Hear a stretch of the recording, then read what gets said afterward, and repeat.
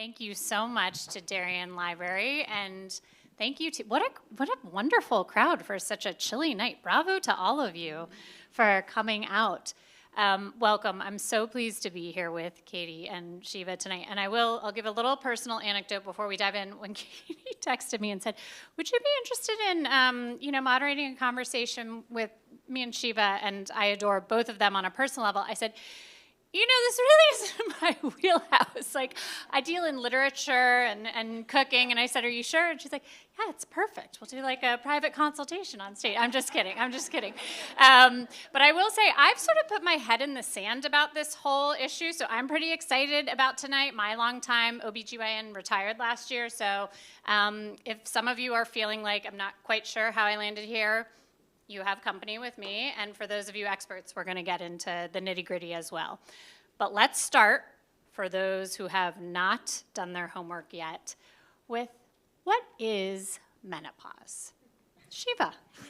I know. Everyone who's heard me speak about this knows this is my favorite part to talk about, because every time I say it, I'm like, certainly they're going to be bored hearing me say this again. And time after time, women are like, I didn't realize that. So we're going to talk about the basics. Menopause is literally a moment in time. It's not the ever after. It is a moment in time, which is defined as that moment where you've had 1 year with no period. That is menopause. Everything after is postmenopausal. But we mistakenly will say words like, oh, you're menopausal, when we really mean postmenopausal. That matters because now we have a lot more understanding and discussion and panels, thankfully, about perimenopause. Perimenopause is that nebulous time that can lead up to menopause that, believe it or not, can take 10 plus years. And on average, most of us will go through menopause at 51. That means no period starting at 51. But that means 10 plus years before, which if we do the math is what? Late 30s to early 40s, you can be perimenopausal, which means your hormones are fluctuating wildly. As we joke, it's predictably unpredictable. So when patients come in and say, oh my gosh, I feel this laundry list of symptoms, and they're late 30s, early 40s, they think erroneously, oh my God, I'm menopausal. And they're confused because they think there's something wrong, but in reality, there's nothing wrong. They're perimenopausal. It feels terrible, it feels wrong, but again, that period of time was kind of ignored by the medical industry, understandably, because most things for women's health are ignored. So if you understand what perimenopause is and you understand the timing, you'll recognize how you can get help. And then the word premenopause merely means anyone before menopause. So your daughters or your sister or anyone who is still getting their period is premenopausal, and it's not really a term that any of us really actually use other than premenopausal breast cancer. So you'll hear people also say, I think I'm premenopausal, and the answer is, well, yeah, you're getting your period, you're premenopausal. So just understand the difference. Menopause, that moment in time, we really shouldn't talk about it other than that moment in time. Postmenopause is after.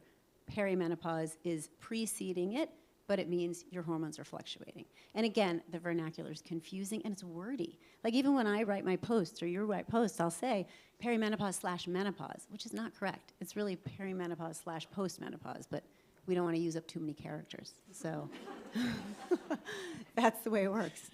God forbid. Thank you. That was very helpful. So, Katie, I think most people understand that as you're moving toward that moment in time that is menopause, your periods start to become a little more irregular. And certainly among my friend group, that's sort of been the conversation of like, oh, this is starting to happen. But there are a lot of other sort of maybe quieter or not so quiet symptoms that people may not recognize are connected to that process.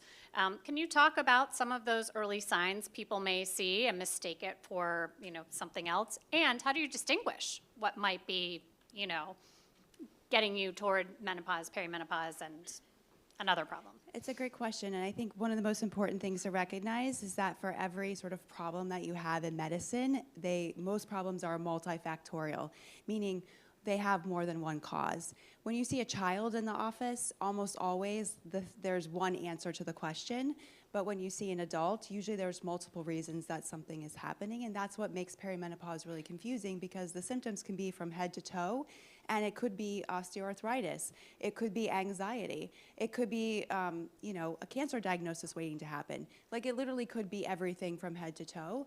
And so it makes it hard for us sometimes even to figure out what's going on.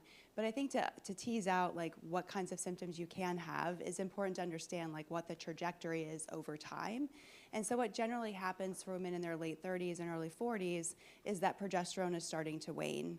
And progesterone is what sort of keeps our menstrual cycle more regular. So as it starts to wane, the periods start to get a little closer together. And that starts to make you feel a little bit awful because you feel like you're bleeding all of the time. At the same time that that's happening, testosterone is starting to wane. So that's what's really affecting your libido, can also affect your mental function and make you feel just a little bit slumpy.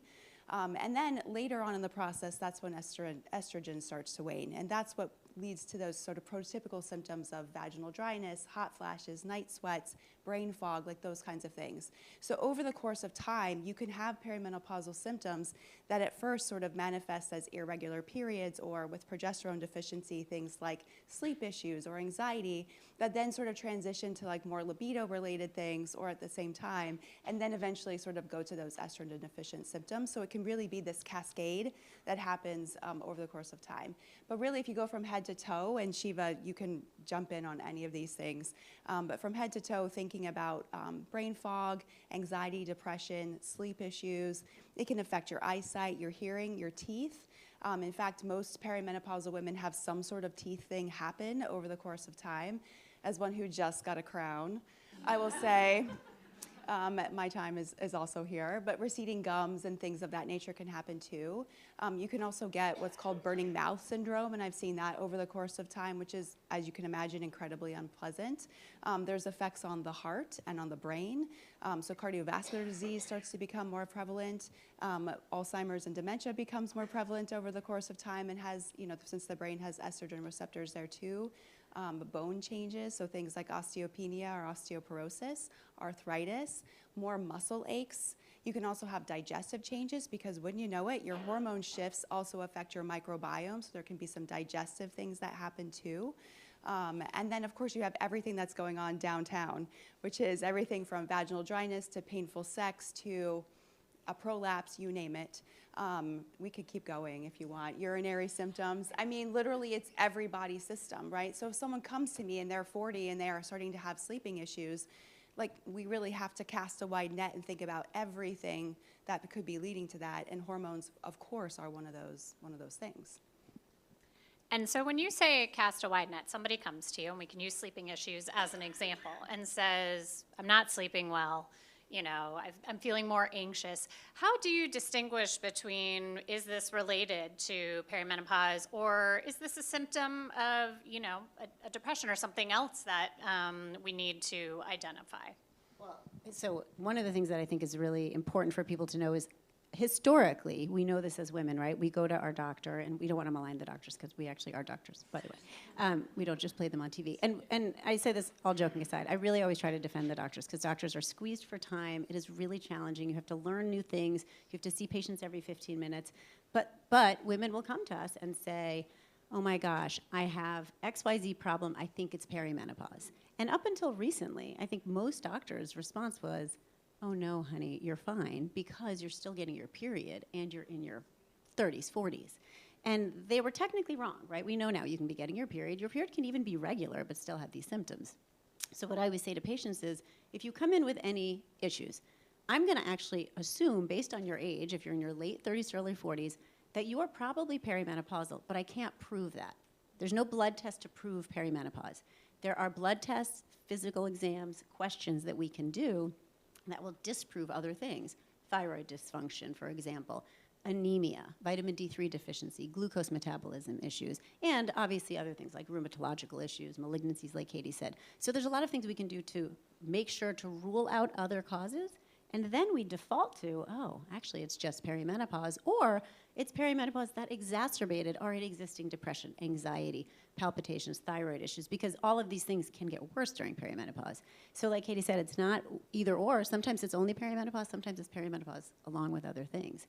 But what's really valuable to know is, and I think this is so important, I think women come in thinking, there's something wrong with my hormones. And the answer is no, there's nothing wrong with your hormones. We were meant to do this. We just weren't meant to do this while we were also like birthing babies and working and presenting and being on Instagram and being onslaught with everything happening in the world, right? We were meant to be doing this, frankly, in our 40s and then die in our 50s, right? So and that is the truth. I hate saying that, but that is the truth. We have to remind ourselves, nature had a very different intention for us than what we are living. So let's all at once recognize it, know there's nothing wrong with it, figure it out, rule out the other things, and then also treat it. Just because it's natural and normal does not mean we don't treat it. I'm all for saying, my mom's in the audience, so I won't swear, but I usually say, screw you, nature, we're not going to take what you're offering today. Like, this is natural and normal, it's what we're supposed to be going through, and we can fix it. So can you explain why some women have very minimal symptoms and some women seem to come in with an onslaught? I think that's a really great question, and I turned to my gorgeous mother-in-law, who's now almost 80, and I once asked her about her menopausal journey. And so my last name, Takayasu, is Japanese. And my mother-in-law, even though she lives in America, still practices a pretty Japanese-esque lifestyle. She eats a ton of whole organic soy, tons of edamame, tofu, those kinds of things. She drinks green tea every day. She does yoga. She watches her stress. She literally is the happiest person I know. And once, while we were about to take a walk together, I was putting on my shoes, and I asked her, Keiko, what are you thinking about right now while putting on your shoes? And she looked at me like I was crazy because she was like, I don't know, Katie, I'm just putting on my shoes. What are you thinking about? And I was like, I'm thinking about the 10 things I just did, the 10 things I'm going to do when we get back. I mean, my brain is so busy, right? And she's like, I'm just tying my shoes, right? So she lives this very, really beautiful, balanced life, and that's wonderful for her. And she happened to have a very easy menopausal transition. And one of the reasons I think that is because she was doing so many things right, and she didn't have all those extra stressors that many of us put on ourselves all of the time. And so I think one of the reasons that many of us struggle with perimenopausal symptoms is because the fertile ground in which we are supposed to be planting things like hormone replacement therapy or green tea or whatever are not that great because we're not doing the things like sleeping well, managing our stress, exercising, eating nutritious food. And so you add all these things together and it becomes a kind of a muddy mess. But that's how I think about it. It's harder for some women because, one, they just have more on their plates. Secondarily, we know that menopausal or perimenopausal symptoms are worse in some different types of people. So women who are of color tend to have a more difficult time. Sometimes weight can play into perimenopausal symptoms because of the estrogen-progesterone imbalance. And some of it's just like bad luck, to be honest. Also, I'm going to chime in. One of my telehealth patients today, we were talking about, she said, I don't feel like a lot of my friends have the same symptoms. And I think it's multifactorial. I think some people of certain generations, I will not name names, maybe didn't report things. I think some of our moms are like, what? It was amazing. I don't remember anything. And, I think maybe they're right. Maybe they didn't have a bad transition. Maybe they're revising history because that's what we're told to do as women, right? We suffer, and then we don't want to disclose. And so I think there's also a group of women who will say to me as their doctor, no, I feel fine. I don't have any perimenopausal symptoms. I'm good, which is great. I'm not drumming up symptoms. But when you ask them subtle things like, so that's great. Do you sleep through the night? Oh, well, gosh, no. I mean, of course I get up to pee. That doesn't everybody, right? So they don't realize sometimes that hot flashes and night sweats, yes, are clear perimenopausal or postmenopausal symptoms, but there's a host of them, like we said. And a really common one is just a subtle sleep disturbance. And it might just look like I'm guessing many women would not if I say, let me guess, you fall asleep, and then you wake up at 2 to 4 a.m., and somewhere between 2 to 4 a.m. you wake up. You don't know if you woke up from a hot flash, from a night sweat, from anxiety, or because you had to pee. But then once you wake up, you do have to pee, and then your mind is racing about the 10 to 20 things. Because unlike Katie's mother-in-law, we are not that zen. And that can be a subtle sign of perimenopause, right? And that alone should be addressed because lack of sleep is bad for all of our metabolic health and our brain health and everything.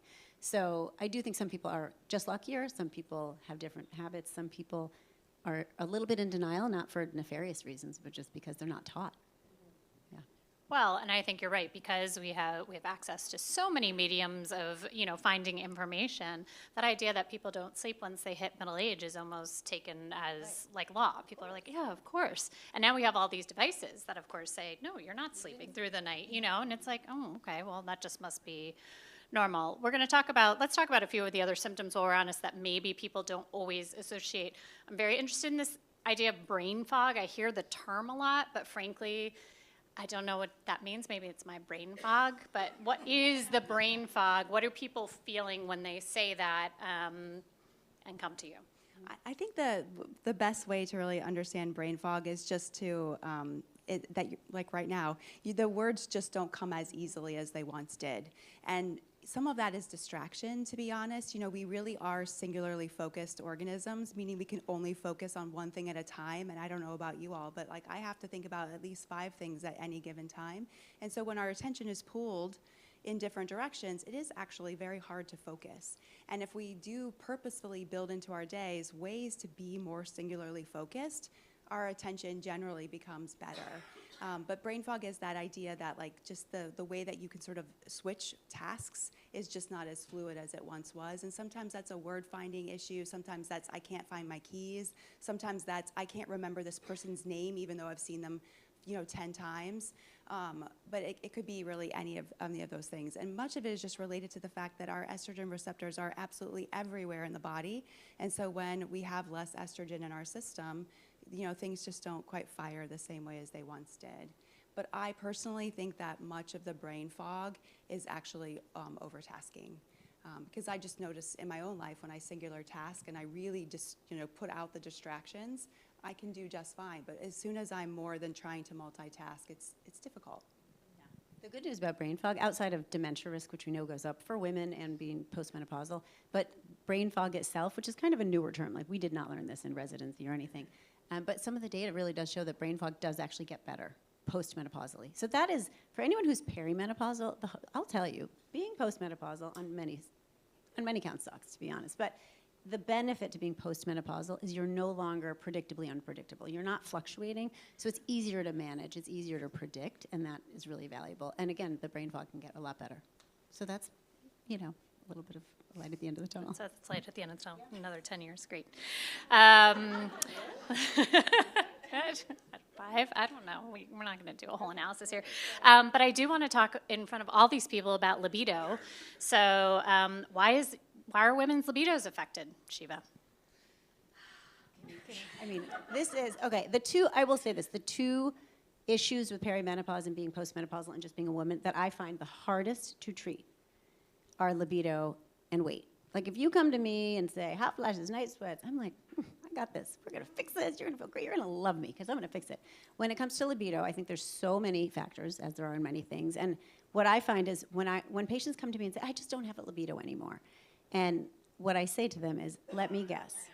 Is it that and we're going to speak very frankly, even though my mom is in the audience because she hears me talk about this all the time. Is it that you love your partner? He or she is good enough, right? You have a good relationship. You no longer feel like having sex. You don't feel like initiating it. But once you start having sex, you're like, you know what? This is okay. I actually enjoy it. I always joke it's like exercise. Like, I enjoy it. Pretty good. I'm going to keep doing it. Tomorrow I'm going to do it. And then tomorrow I'm like, oh, I feel like it again. So if that's the answer, which for most women, that is the response, they're like, yes, that's it. It's not that when I'm in it, I don't want to, or I can't have an orgasm, or I can't enjoy it. It's just that I don't feel like doing it. I don't feel like initiating it. So that's actually spontaneous desire, which is really different in a way than libido. So our spontaneous desire tends to wane, not just with midlife and changes of hormones, but with continuity in a relationship. So a lot of the data shows when you're in a relationship for more than 3 to 5 years, which is why you can look at like your separated friends who might be perimenopausal or postmenopausal, and they are not having a problem with spontaneous desire. Hence the reason it's hard, because what really happens if you look at the people who have probably the most robust libidos, I think, or sex lives, it's that they are probably inadvertently or advertently structuring it. As I always say, they're doing things like reading erotica, they're using vibrators, they're kind of keeping it top of mind so that it's there so that they can access it easily, just like the people who, so Katie and I exercise together. We can talk about this after. I don't love to exercise, but I want to be that person who wants to, so I force myself to.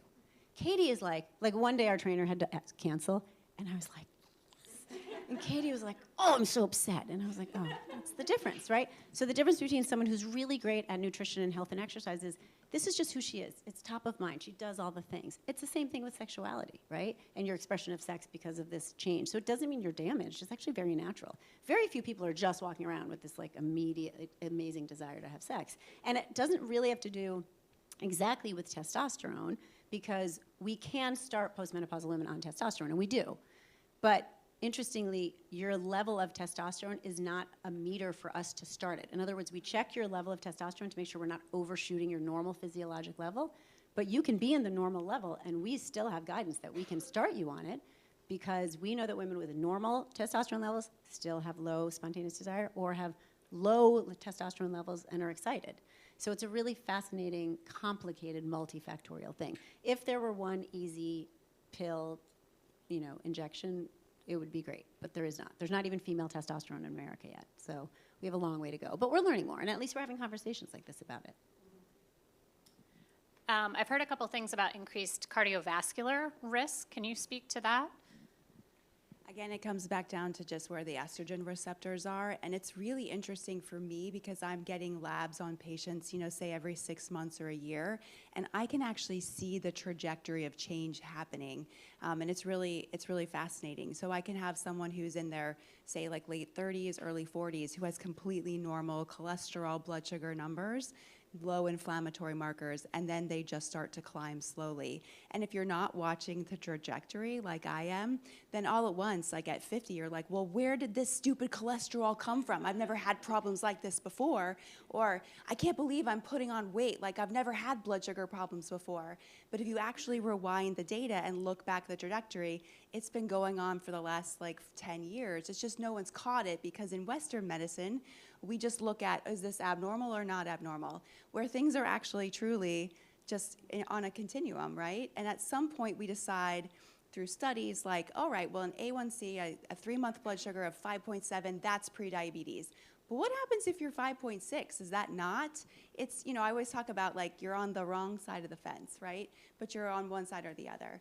And so we can watch these things happen. But really, we talk about cardiovascular disease, but I think it's important to talk about cardiometabolic disease. This idea that what is happening in our heart is also very closely tied to what's happening with our blood sugar, with our weight around the middle, with our triglycerides, with our liver enzymes, even with our uric acid level and our risk for gout. All these things are related. So if you're not looking at all those parameters, you're likely going to miss something. But I think one of the most common things that people notice truly is just the rise in cholesterol. And that's the thing that gets most people. They're like, my LDL is all, it's all whacked out. Where did this come from? And so that's what we tend to attach to. And that said, once these numbers start to go awry, you can actually do now more advanced testing to figure out, do you actually need to treat this cholesterol? Because not everybody needs to treat a high cholesterol unless it's caused by inflammation, which generally is led by stress on the body, not sleeping, not eating well, not exercising enough, and blood sugar abnormalities. So everybody's really, gung-ho about treating cholesterol, but in my mind, let's treat inflammation, and let's drill down to where that inflammation is coming from, and generally it's coming from blood sugar abnormalities or stress factors. Yeah. And that connects a little bit to, I want to talk about weight and sort of exercise you were tapping into. Very honestly, Shieva, not your favorite, part of your day, but you do it, you show up. I know a lot of women do start to worry about weight management around this time. What is happening in the body that is creating our bodies to feel like they're going a little haywire, even if we're doing what we've always been doing, even if we are showing up to the gym when we don't want to and eating what we think is a reasonable diet? Well, and so right now, so again, many women will come to us and say, I'm not doing anything differently. I'm eating the same amount and I'm exercising the same amount. Why is everything changing? And why do I have more weight around my middle, which is what it tends to happen. So part of it is just as you get older and your estrogen levels wane, your estrogen levels waning make you less insulin sensitive. So you become a little bit more relative insulin resistant. And so that can change how you metabolize things. And it just means your metabolism is going to be different. And you're going to actually either have to eat less or exercise more. But we know that's a losing equation, right? After a while, you can't do that. So you have to start to eat differently and probably exercise differently. So some of the things you did when you were younger, like intense aerobic exercise, might not work as well. You have to switch to, we all hear about it. It sounds like a joke on social media, but I wouldn't talk about weighted vests. But you need to start exercising with weights and lifting more weights. So you do need to change what you're doing. The hard part is that, again, if you are out there on social media, you'll hear it. There is a big divergence in belief with regard to, does perimenopause and menopause actually affect our metabolism? Or is it just the natural course of aging and the fact that, this is what some people say, midlife women are just tending to do less. And therefore, that's why they're gaining weight, which fills us with rage when we know that many of us in midlife are doing, again, we are working out as much, we are eating differently. But you'll hear that, and it'll be confusing, and it'll kind of feed back into the diet mentality of like, oh, well, I mean, I think I'm doing the right thing, but I must not be. Let me eat less. So I think Katie will definitely agree. The worst thing you can do is suddenly just cut back on calories, because that's going to actually really tank your metabolism and make things worse. The newest magic bullet that I am a proponent of, and I do love GLP-1s, which are the medications like Ozempic and semaglutide, I do think can be wonderful, but they're being used really inappropriately. They're being used rampantly. People are like doing them through telehealth with clinicians that have no business prescribing them. And so they're rapidly losing weight. Like, who doesn't want that? We're the girls from the 70s and 80s. It's like what I was craving for all these years was like, someone give me the pill, it's going to work. But we're losing weight in ways that are really inappropriate and unhealthy. And what we're losing is muscle mass. And so Katie did a test for me on Monday morning. I know, we did. So we work out together on Monday morning. So Monday morning at like 6:20, we met at my office and we did a body composition test. Yeah. And you know, I was pleasantly surprised with mine, and Shieva was so irritated. I was pleasantly unsurprised. I was like, this is what I thought it was going to be, and maybe worse. And guys, I hate getting up early. I mean, like my whole life, I have to get up early, and I hate it. But we get it. She's like, just pop in my office. We'll just do it. And I was like, okay. You stand in this machine, and it tells you your body fat, which is dreadful, and your muscle mass, which was worse. And then it told me I had visceral fat, which I was like, of all the things I have a lot of subcutaneous fat in my bottom. I did not think I had visceral fat. So I tried to be objective. I didn't let it derail. We went to the gym. It's funny, too, because our trainer will be like, Katie, you pick up those 50-pound dumbbells. And he's like, Shieva, you get the 15. And I'm like struggling with 15, by the way. I'm not like, woo. But what was really profound in that moment, because Katie and I have been good friends for a long time, and I love that we can be good friends but be radically different in how we approach things. She said, you really have to be eating more calories, which again, you guys, if any of you were born in the 70s and 80s, I'm like, why you're telling me to eat more calories? Like, I'm always trying to eat less calories, but I want more calories, and then I'm like conflicted about eating more calories. I have to eat more calories. I definitely have to eat more protein, there's no doubt. You know, she told me all the things I had to do, and I felt like one of my patients. So when I say to patients, like, you know, these are the things we could do, and they'll say things like, you know, I think that like teenagers, I'll say, okay, if you don't want to get gonorrhea and chlamydia, please wear a condom. You're telling me I have to wear condoms? And I'm always like, no, I'm telling you, if you don't want gonorrhea and chlamydia, you're going to wear a condom. So I felt like that for a second, because I felt like Katie was like, you have to, and she wasn't saying like that to me at all. She was being very gracious. And what came out was, she said, you know, here's the truth. I think you don't want this bad enough. And she meant it so truly and genuinely, and she's right. I want to be healthier, I want to be leaner, I want to be more muscular, but the honest truth is I don't want to give up a lot of the things that I'm doing. And some of the things I'm doing I don't think are terrible, so I'm not going to give them up. Katie is much more committed to that, and that's okay, right? So we're very different. So what I think we both agree on, and we want our patients and people in our midst to understand is, we want you to do each of these things intentionally. If it is going to be that you're actually not going to, you know, I'm not going to exercise 3 days a week at a gym. I won't do it. But I am actually now doing it twice a week, which is more than I used to. I used to say I'm not going to do it at all. So I want whatever you're going to do, be intentional about it. And it's okay to not do all the things that are on the list. You're never going to do all the things on the list to lose weight, to, you know, have the best sex life, to do all the things. But I think as women, we tend to take that in and feel like we have to do it because people told us to, society told us to, and when we don't do it, then we feel bad. And so I am here standing in front of you saying, pick the things you really enjoy doing. Pick some of the things you don't enjoy that you know are good for you to do. But don't self-flagellate and feel like you have to do it. Because it would have been very easy for me on Monday morning, every Monday morning, truly, to be in front of this like gazelle who's like beautiful and tall and be like, you know, and I joke, I'm proud of who I am, right? But it would be very easy for me to have picked and thought like, oh my God, all this work I've done, and look, my body composition sucks. Like it could be an inflection point where you can digest it and feel bad. And the truth is, I wanted to digest it, figure out what I can do, but also recognize there's certain things that are just not, I'm not interested in it. I'm not interested in never going out at night and having cocktails with my friends. Now, I don't do it 7 nights a week or even, you know, twice a week necessarily, but I don't want to never do it. And so, again, to me, that's really important when we talk about midlife weight, which I think was the initial question, right? Yeah. I think the other piece of this, too, is recognizing that our bodies are different. You know, when I look at pictures of myself when I was in my, you know, teens or 20s, like my body, even though maybe the weight is the number is similar, like the body just looks different. And I think it's okay to recognize that like you're not going to look like you once did, but you can still feel really great in this new body. And this new body might have a little thicker waist. This body may have a little bit more visceral fat or less, more subcutaneous fat for that matter. It could have a little less muscle mass. It could be a little less defined. But I think that one of the big benefits of weight training and doing things like yoga or anything that just makes you feel really good and really strong is that we send ourselves the most body positive messages when we are doing hard things physically. I have the most respect for myself when I am pushing that sled down the thing and it's got 200 pounds on it or whatever. Like, I'm so proud of myself for doing that. And so is my muscle building? Of course it is, but what's building is my self-esteem. And honestly, over the course of time, that's going to get me way further having a healthy body image than, particularly lifting, a particular weight at the gym. So I encourage you to do whatever it is physically that feels really good to you, where you look in the mirror and you're like, darn it, that was hard and I just did it, because that's what we need to do as women. And that's what carries us through, I think, this time of change, because it's just not easy. So I love that you guys have transferred into sort of the solutions a little bit part of the evening. I'm gonna ask a couple more questions, but I am keeping an eye on the clock, and I know all of you probably have some wonderful questions in you. So I'm just giving you a heads up. In a few minutes, I'm gonna open the floor, so start thinking.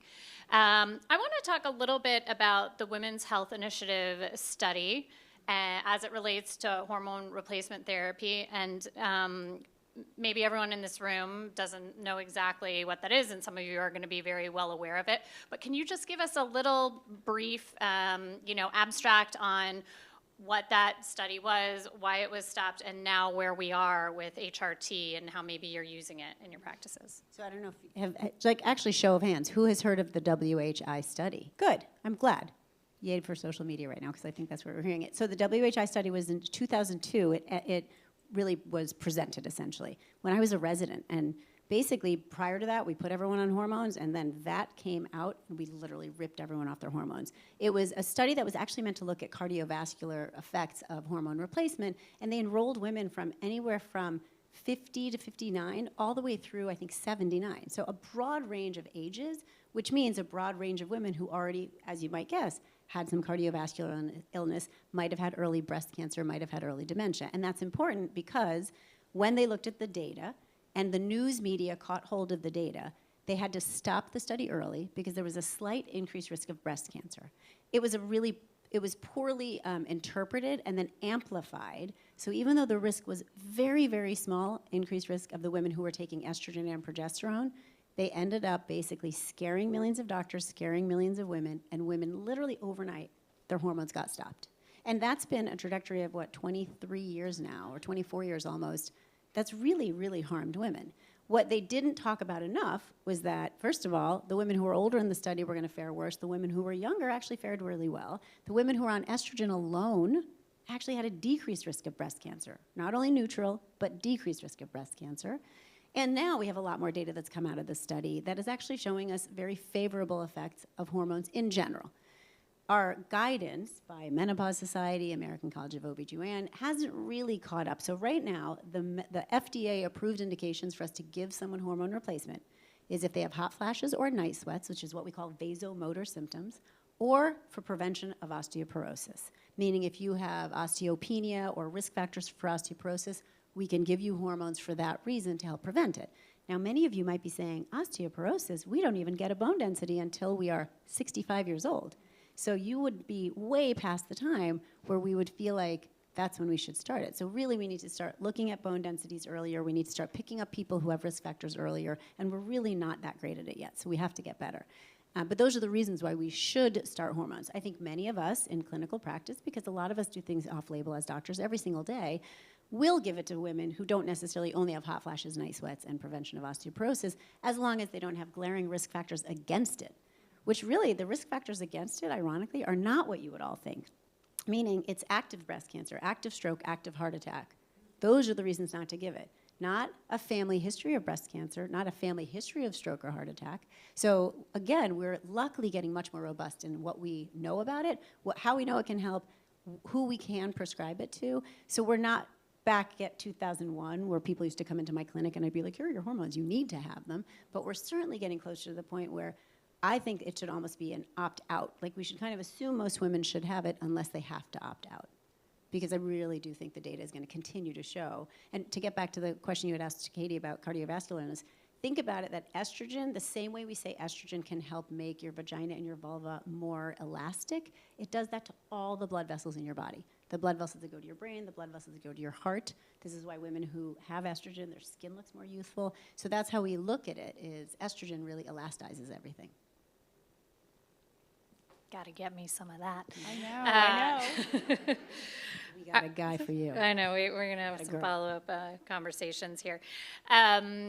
Speaking about, Katie, I know you're great on things, that are more homeopathic in nature. Give us a couple things that you're telling your patients, and then we're going to get to all of you, that would be less than, a prescription. What are some conversations you're having with patients who are coming in and saying, hey, I'm not sure exactly what's going on, but I need a little help? One of the best things I love about herbs and supplements is that they can bridge some of these times in life a little bit more easily. So sometimes people come in that phase of life where the periods are coming more closely together, and maybe they're having a little sleep disturbance and they're maybe having some heavier bleeding.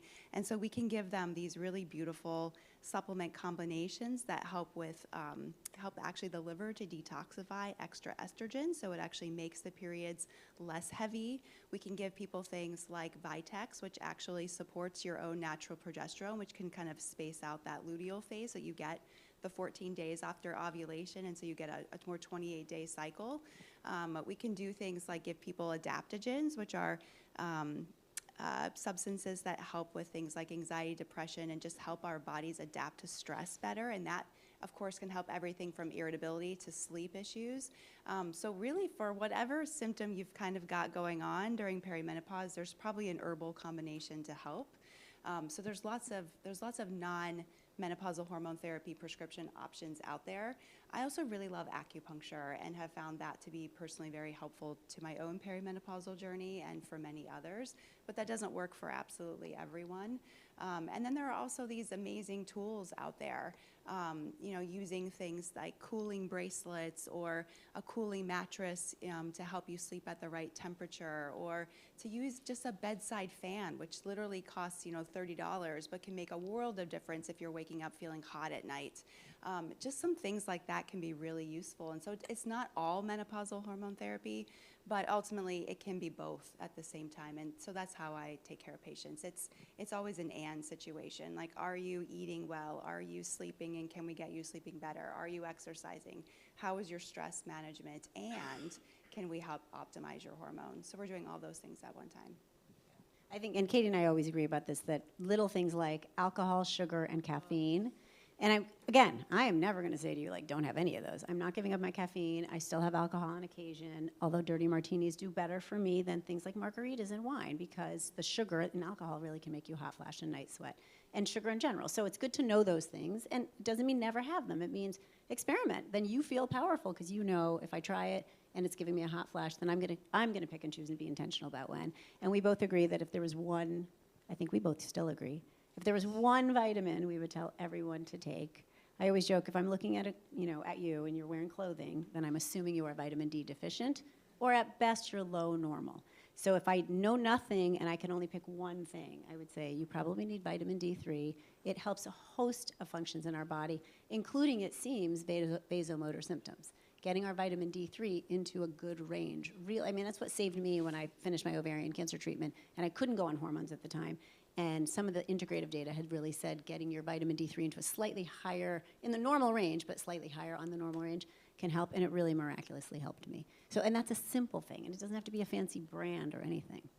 I think just to follow that, my other favorite supplement is magnesium, and you and I talk about magnesium all the time, but literally, if I only maybe seconded to vitamin D, I would pick magnesium for sleep. It's helpful for headache prevention, easing menstrual cramps, helping with like tense muscles, like if you work out. It helps you sleep. It helps you feel less anxious. It's just really a winner of a supplement. And then in the food category, you mentioned obviously the big ones like the caffeine, the sugar, and the alcohol. But on the plus side, things that can be helpful are omega-3s. So thinking about trying to build in sardines, salmon, black cod, halibut into your diet a couple of times a week. I've gotten really into sardines. Like I'm a tinned fish lover. If anybody needs to get me a holiday gift next year, you can just put tinned fish at my doorstep. But honestly, I don't take an omega-3 level, and when I checked my index recently, like it was superb. And it's just because I eat tons of cold water fish that are high in those omega-3 fatty acids. And those are very nourishing to like our yin. So in Chinese medicine, there's this idea of yin and yang, the sort of like nourishing, like moon sort of cooling aspect of yin, and then like the heat of yang. And so when you go through perimenopause, the idea in Chinese medicine is that there's an imbalance of yin and the yang is that heat that starts to rise. So you can actually support your yin with more omega-3s in your diet. And whole organic soy, so tofu, tempeh, edamame will do similar things. And so I try to build in like maybe a half cup average a day, which, you know, we don't eat tofu or eat edamame every day, but when you eat it, maybe you eat a cup and you do that a couple times a week or something like that. But those really do have demonstrable change to perimenopausal symptoms. And in fact, the data on whole organic soy is very good. It's like if you eat a half cup average a day, you can decrease your night sweats and hot flashes by up to 20%, which, you know, if you're having 7 hot flashes a day, like that could be pretty meaningful to you. So, but it's all purposeful, right? It's choice, and it's hard. It's not easy to choose those good things all the time.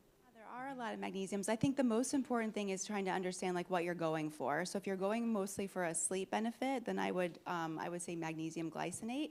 If you're someone who's constipation prone and you kind of need a little help in the bathroom department, then I would recommend magnesium citrate or oxide. Sometimes you can find little combinations of them. One of my favorite supplements that we carry at the office is called Trimagnesium, and that's glycinate, citrate, and oxide together. So you get a little boost to the stool, making it a little more fluffy, and you get some help for sleep. And then if you're really focused on brain health, you can do magnesium threonate. But glycinate and threonate are what they call chelated magnesiums, and that just means you get more of the magnesium in your body. When you take a magnesium to like go to the bathroom and keep things regular, you're actually like flushing some of that magnesium out in the stool. And so if you're really looking for like the best bang for your buck, I'd say probably glycinate is the easiest to find. And you want to go for like maybe 400 to 600 milligrams a day. You could go higher than that. I mean, I have patients who want 800, 900 milligrams. Most of us don't need that. And you know you'll take too much if you get a digestive complication. So if it gives you diarrhea, you know you overshot. You just need to back down a little bit. Let me answer the second question first. So when I had my surgery for ovarian cancer 9 years ago, almost 10 years ago, when I was 46, and within 2 to 3 weeks, I had frozen shoulder, and I was like clearly not an athlete. And at the time, me as a OBGYN, my GYN oncologist, my medical oncologist, everyone was like, just coincidence. I mean, no one, you know, it's funny to me now. And now there is a very defined entity called the musculoskeletal syndrome of menopause. And so it really is a thing. So we have, just like Katie said, we have estrogen receptors everywhere in our body, including in our musculoskeletal system. So you can develop worsening hip issues, knee issues, joint issues, shoulder issues for sure. And again, I don't want to say hormone replacement is the panacea. It's not, and it is. There are risks to it, but it really can be beneficial. So it's, to me, what's sad is when we see women they end up going through a shoulder replacement, or they end up going through all these different things, or they even end up, and not that I think it's wrong to be trying to cool ourselves down at night, but they go through all these heroics when in fact estrogen as a hormone replacement could really be helpful, right? So, but instead they're put on a cholesterol medication and an antidepressant, and they go to the orthopedist, and it doesn't mean they're not going to need some of those things, but probably being on estrogen is still going to help, because even if you get a shoulder replaced, you want those joints to be more lubricated.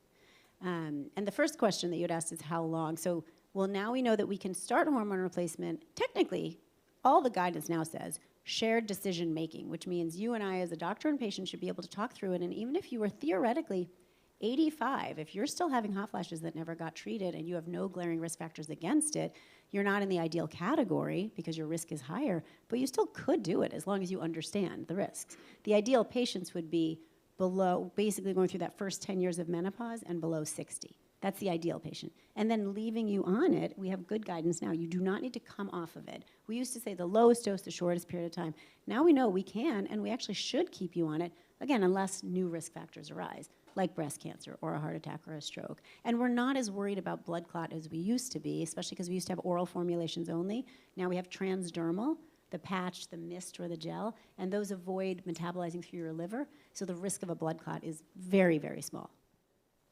I mean, I think that's a great question. There's no blood tests that need to be done other than when I prescribe testosterone, I like to see what the pre-testosterone level is, and then I like to check it a month later, just to make sure I haven't overshot the target with the patient's, prescription.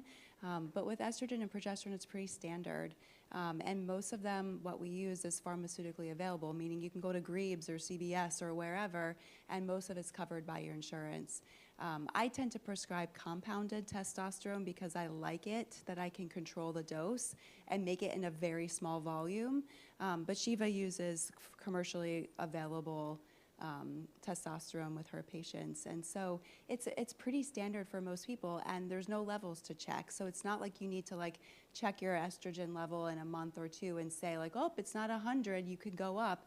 We just go on what you're telling us. So if you say I've got rip-roaring hot sweat or hot flashes and night sweats, and we put you on the first dose, and you're like, yeah, it's 50% improved. Well, I'm going to give you a bigger dose because I want it to be 100% improved. And so we just go with what the patients tell us. And honestly, in my own perimenopausal journey, I've played around with estrogen, different levels of estrogen patches, and just out of curiosity, I've checked my levels at different times. And when I went up on estrogen and you go too high, you know it. You feel a little irritable. You almost feel like you could be pregnant, like you might get your period. Your breasts are tender. It doesn't feel good. So that would be an example of something that someone would tell me. I'd be like, oh, well, let's back off. So the idea, I always joke with patients, unless you're taking cocaine, if something makes you feel better, it's probably good for you. And if you're not feeling better, then maybe you should change it and tell your doctor. So it's a continuous conversation, and it might take us a couple of months to figure out what that right dose is. But we do, and we don't need blood levels to tell us. We just need patient feedback. We just need the patient history to help us do that. That said, sometimes it's a little unclear to me exactly what's happening during perimenopause with women, and so sometimes I will get levels of hormones because I'm curious, but that's not the determining factor. It's usually the patient's history that helps me the most. Great question. And the problem with it is that right now we don't have data about, so we only really, again, are supposed to FDA approved for hot flashes, night sweats, prevention of osteoporosis. We have data that even the lowest doses of patches, of transdermal patch, can actually help prevent osteoporosis if you have osteopenia. So that's good. Outside of that, since we're only supposed to give it for symptoms, to Katie's point, we titrate to your symptoms. We don't have data about what's the best dose for cardiovascular health or for brain health because it's not yet an FDA-approved indication. Hopefully in the future, maybe next year when we're invited back to speak, we're going to have different topics where we can say, oh, actually now we know that for getting hot flashes and night sweats, we fix those, but we need you to be at a higher level. But we don't have any data yet. So we see patients a lot who come from other clinicians who are checking blood levels all the time, titrating the blood levels, but they're doing that completely off-label with really no guidance. So the only people who really need their level checked is if we've escalated their dose on a transdermal and they're not getting relief, then we should check them because those women might not be absorbing. Up to a fifth of us will not absorb transdermally. We don't know why. There's some data just came out about this. And so those patients really might need oral. And we shouldn't be scared of oral because oral does have slight more risk of things like stroke or heart attack or blood clot, but it's still a relatively small risk. But that's why a lot of what we're saying right now really might change in the next, well, I don't think there's going to be any more data anytime soon, to be honest, just because of research. But in theory, it could change if we get more data. Well, I'll defer to Katie about the more holistic things because she really can help so many people. But on the purely medical side, assuming they're premenstrual migraines mostly, but not exclusively, meaning right before your period, your estrogen levels drop and people get a really precipitous headache. The same thing like if you've had babies, right after you've had babies, you get that terrible hormone headache. And that's where being on a birth control pill or a patch or a ring, and you can use one that's progesterone only that doesn't have estrogen in it, and stopping your period, so skipping your period. So blunting ovulation and then skipping your period is so effective for women. So that's a really relatively very safe way. Is it without any risks or side effects? Of course not, but it's really, really safe, and a lot of women get a lot of benefit. And then we can add back estrogen in the form of an estrogen patch, like the hormone replacement dose patch. You can also just use regular birth control pills, but regular birth control pills, estrogen, since it's a synthetic and it's a slightly higher dose, actually sometimes can worsen headaches, so it really depends. People can go either way with that. But acupuncture, there's a lot of other things. Oh yeah, for sure. So acupuncture, magnesium, vitamin B2, and butterbur. There's great data around CoQ10. So there's lots of stuff you can do out there to help with migraines because it is kind of debilitating. I'm also a big fan of things like craniosacral therapy and myofascial release, like in the head with massage or physical therapy, can be really helpful. I yesterday had the start of a migraine, which was unusual, and started having symptoms, and actually went into one of my treatment rooms and I lied down on our PEMF mat. And that, along with some meditation, and some ibuprofen, kicked it. So, I think it just depends on, what you want to do. But there's a lot of options out there. But I would for sure start with magnesium, butterbur, B2, thinking about the impact of the period. And you could also do some herbs for making that transition to your period more gentle also. So there's lots of stuff out there. What is that mat? The what I know mat? you need it. We were talking about all the fun stuff that my kids have access to, but the PEMF mat is great. So that's pulsed electromagnetic field energy. And its whole idea is we're all just, cells that are responsive to magnets, which sounds wacky, right? It sounds totally crazy until you lie on a mat and you're like, oh, I do feel more relaxed. It's just another cool modality that's available to us, sort of similar to red light, right? It's all just energy. And the idea that we can influence our body's energy using different modalities is new and kind of coming up in the world. But can I give you a study that shows that it works? Not really. It's more anecdotal. Well, I say this all the time. Nothing is ever only. Everything is always and. That's my line for, if you said to me, which one is the best? It really depends. And I don't say that to kind of not give you an honest answer. IUDs are wonderful, so especially if you're having heavy or irregular periods and you're perimenopausal, you can put in a progestin IUD. It can last 8 years, and it really can control your bleeding, which is amazing. And then, as you go through the transition and become postmenopausal, you can keep that IUD in and actually add estradiol, so bioidentical estrogen in hormone replacement form, and the IUD will actually protect your uterine lining, because many of you might know if you take estrogen and you have a uterus, you have to use a progestin to protect your uterine lining.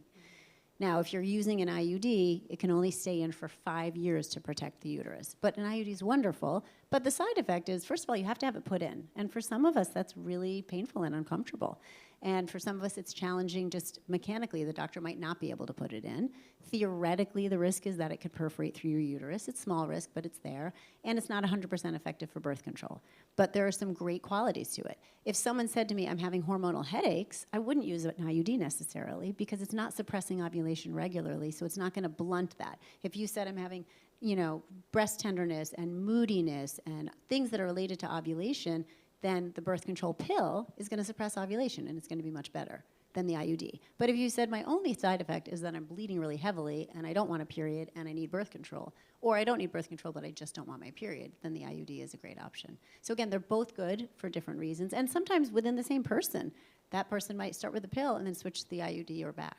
Yeah, it shouldn't be, because it really is it's keeping the hormone very locally within your uterus and getting into the local uterine bloodstream, so it shouldn't be causing that. But sometimes I think what happens for a lot of women is they have a period where they've had several years where they're pregnant, then they're breastfeeding, which is suppressing ovulation, then they're pregnant again, then they're suppressing ovulation, maybe they were on the pill in the middle of that, and then they go off of all that, and they're either in their natural state or they have an IUD. And the IUD is essentially in your natural state where your hormones are fluctuating. And so any symptoms that come up, they attribute it to the IUD, when in reality it was the lack of suppression of ovulation that's probably triggering a lot of this stuff. You're ready.